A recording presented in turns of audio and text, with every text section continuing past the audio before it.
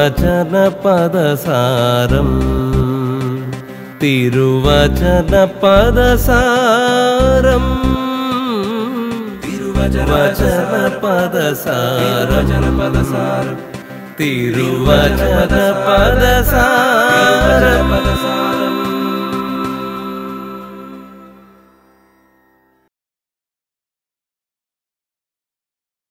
ഈശോ മിശിഹായ്ക്ക് സ്തുതിയായിരിക്കട്ടെ. മാന്യ പ്രേക്ഷകർക്ക് തിരുവചന പദസാരത്തിൻ്റെ 169 എപ്പിസോഡിലേക്ക് ഹൃദ്യമായ സ്വാഗതം. പ്രിയ സുഹൃത്തുക്കളെ, അപ്പസ്തോല പ്രവർത്തനങ്ങളിൽ 9 അധ്യായത്തിൽ 31 നമ്മൾ ഇങ്ങനെ വായിക്കുന്നു: അങ്ങനെ യൂദയ, ഗലീലി, സമരിയ എന്നിവിടങ്ങളിലെ സഭയിൽ സമാധാനം ഉളവായി. അത് ശക്തി പ്രാപിച്ച് ദൈവഭയത്തിലും പരിശുദ്ധാത്മാവ് നൽകിയ സമാശ്വാസത്തിലും വളർന്ന് വികസിച്ചു. ദൈവഭയത്തിൽ സഭ വളർന്നു വികസിച്ചത്രേ. ഫോബോസ് തുക്കുറിയു, അതാണ് കർത്തൃഭയം. ഫോബോസ് തുക്കുറിയു വളരെ രസകരമായൊരു പ്രയോഗമാണത്. ദൈവഭയം അല്ലെങ്കിൽ കർത്തൃഭയം. അപ്പോൾ സഭ കർത്തൃഭയത്തിൽ വളർന്ന് വികസിച്ചു. എന്താണാവോ ഈ ദൈവഭയം അഥവാ കർത്തൃഭയം? ഹീബ്രുവിൽ നമ്മൾ ഒത്തിരി പ്രാവശ്യം കാണുന്ന പ്രയോഗമാണ് ഇറിയത്ത് അദോണായി. അപ്പോൾ ദൈവഭയം അഥവാ കർത്തൃഭയം, ഇറിയത്ത് അദോണായി. നമുക്ക് എന്താണ് ഈ ഭയം? ഭയം അത് നല്ലൊരു കാര്യമാണോ? ദൈവഭയം എന്ന് പറഞ്ഞാൽ ദൈവത്തെ ഭയപ്പെടേണ്ടതുണ്ടോ? ശിക്ഷിക്കുന്നവനാണോ ദൈവം? ദൈവം വലിയൊരു ഉടമ പോലെയാണോ? നമ്മൾ വെറും ദാസരെ പോലെ അങ്ങനെയാണോ? എന്താണ് ഈ ഭയം എന്നതിൻ്റെ അർത്ഥം?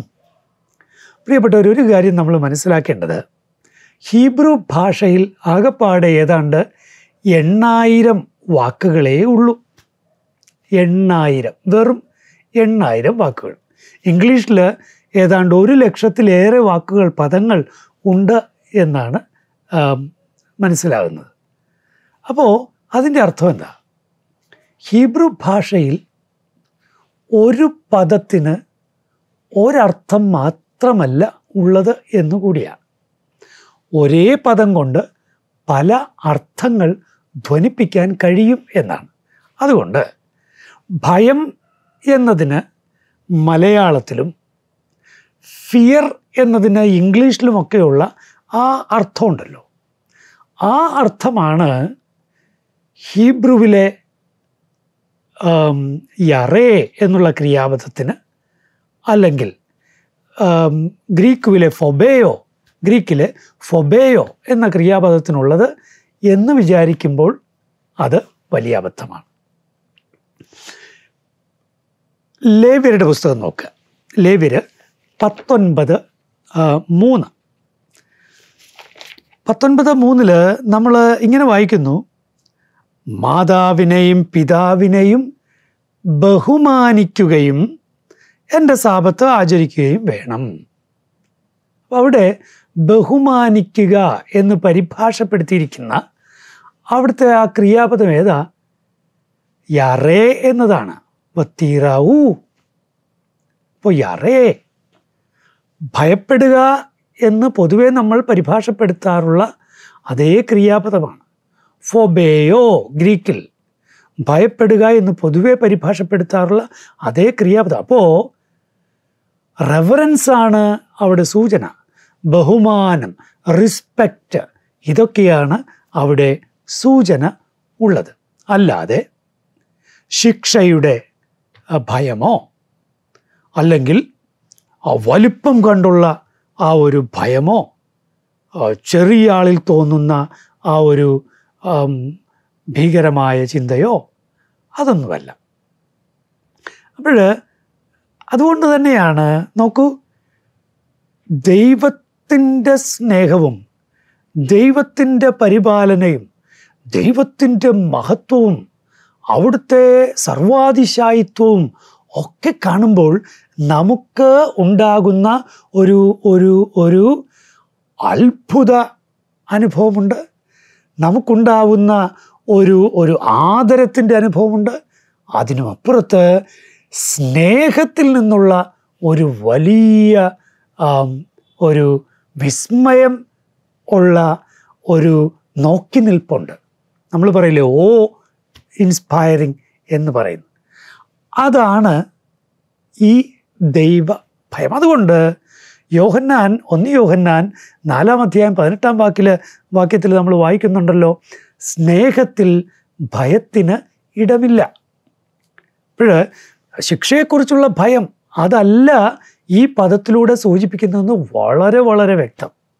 സ്നേഹത്തിൽ ഭയത്തിന് ഇടമില്ല, ഭയപ്പെടുന്നവൻ സ്നേഹത്തിൽ പൂർണ്ണനായിട്ടില്ല എന്ന് തിരുവചനം 1 യോഹന്നാൻ 4:18 പറയുമ്പോൾ നമ്മൾ മനസ്സിലാക്കേണ്ടത് അതാണ്. അതേസമയം നോക്കൂ, ദൈവഭയം അഥവാ കർത്തൃഭയം എന്നുള്ളത് വളരെ പോസിറ്റീവായിട്ടുള്ള ഒന്നാണ്. നമ്മൾ സുഭാഷിതങ്ങളിൽ 9-ാം അധ്യായം 10-ാം വാക്യത്തിൽ നമ്മൾ ഇങ്ങനെ വായിക്കുന്നു, ദൈവഭക്തിയാണ് ജ്ഞാനത്തിൻ്റെ ഉറവിടം, പരിശുദ്ധനായവനെ അറിയുന്നതാണ് അറിവ്. ദൈവഭക്തിയാണ് ജ്ഞാനത്തിൻ്റെ ഉറവിടം. അപ്പോൾ വെറുതെ പേടിച്ചരണ്ട് നിൽക്കലല്ല ദൈവഭയം. ഇവിടെ ദൈവഭയം എന്നുള്ള അതേ പദമാണ് കേട്ടോ, അതേ പദമാണ് ഇവിടെ ഉപയോഗിച്ചിരിക്കുന്നത്. അപ്പോൾ വളരെ വ്യക്തമാണ്, വെറുതെ ഒരു നെഗറ്റീവായിട്ടുള്ള കാര്യമല്ല, മറിച്ച് എന്താ ഇവിടെ പറയുന്നത്, ദൈവഭക്തിയാണ് ജ്ഞാനത്തിൻ്റെ ഉറവിടം. അപ്പോൾ ദൈവത്തോടുള്ള സ്നേഹത്താൽ പ്രേരിതമായ വലിയ ആദരവ് ഒരാളെ വലിയ ജ്ഞാനത്തിലേക്ക് നയിക്കുന്നു.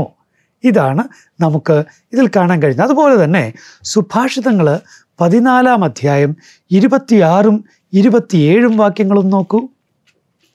ഇങ്ങനെയാണത്, ദൈവഭക്തിയാണ് ബലിഷ്ഠമായ ആശ്രയം. അപ്പോൾ ഇവിടെ ദൈവഭയം എന്നുള്ള അതേ പദമാണ്. ദൈവഭയമാണ് ബലിഷ്ഠമായ ആശ്രയം, സന്താനങ്ങൾക്ക് അത് അഭയസ്ഥാനമായിരിക്കുകയും ചെയ്യും. അപ്പോൾ ഒരാൾക്കുള്ള ദൈവത്തോടുള്ള വലിയ സ്നേഹവും ആ സ്നേഹത്തിൽ നിന്ന് ഉത്ഭവിക്കുന്ന ആ റെസ്പെക്റ്റുമുണ്ടല്ലോ, അത് തലമുറകളിലേക്ക് നീങ്ങുമെന്നാണ് പറയുന്നത്. തലമുറകൾക്ക് അനുഗ്രഹമായി ഭവിക്കുമെന്നാണ് പറയുന്നത്. 27, ദൈവഭക്തി ജീവൻ്റെ ഉറവയാണ്, മരണത്തിൻ്റെ കെണികളിൽ നിന്ന് രക്ഷപ്പെടാൻ അത് സഹായിക്കുന്നു. അപ്പോൾ ദൈവത്തോടുള്ള ആദരം അത് പാപത്തിൽ നിന്ന്, മരണത്തിൽ നിന്ന്, പടുകുഴികളിൽ നിന്ന്, ആത്മീയ അധപ്പതനത്തിൽ നിന്ന് ഒക്കെ നമ്മളെ സംരക്ഷിച്ച് നിലനിർത്തും. അപ്പോൾ വളരെ പോസിറ്റീവായിട്ടുള്ള ഒരു കാര്യമാണ് നമ്മൾ ദൈവഭയം എന്ന ആ പദത്തിലൂടെ, അത് ഗ്രീക്കാകട്ടെ ഹീബ്രു ആകട്ടെ, ഉദ്ദേശിക്കുന്നത്.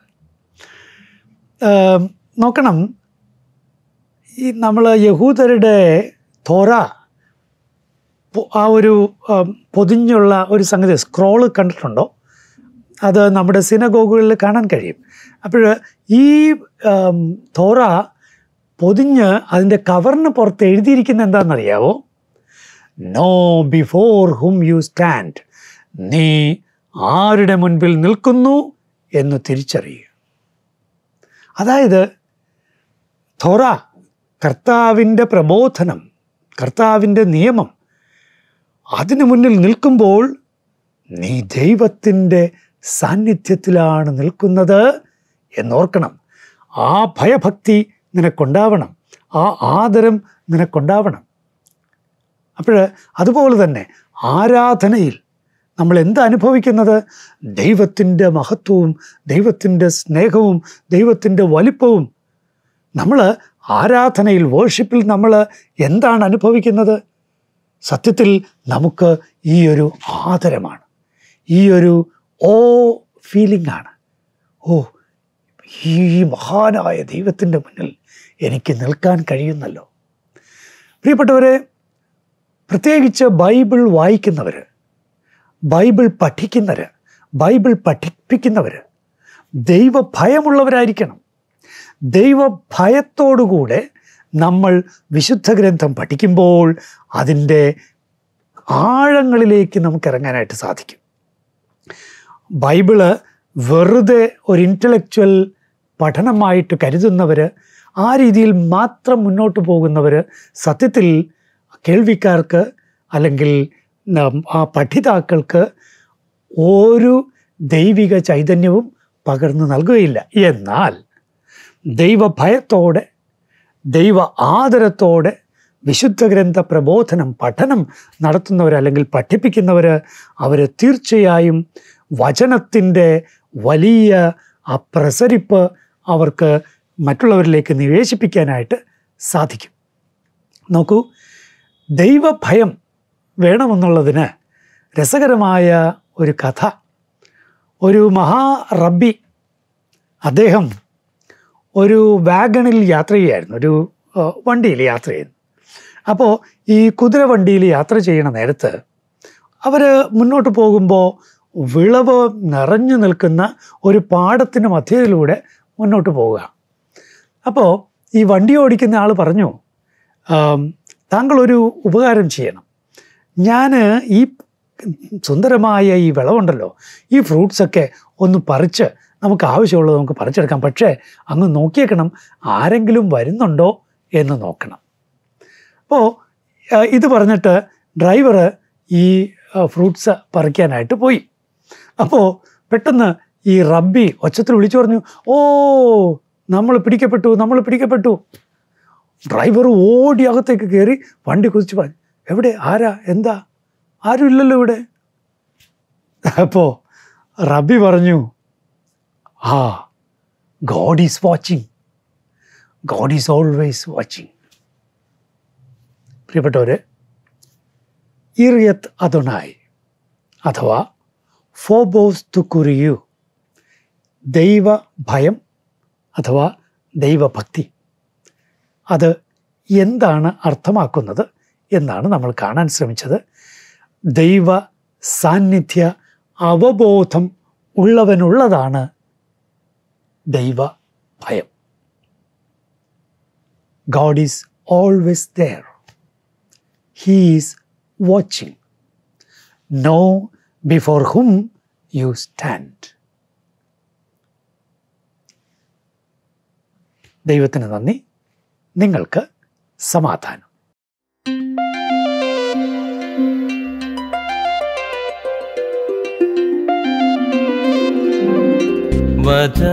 വചനപദസാരം, തിരുവചനപദസാരം, തിരുവചനപദസാരം, തിരുവചനപദസാരം.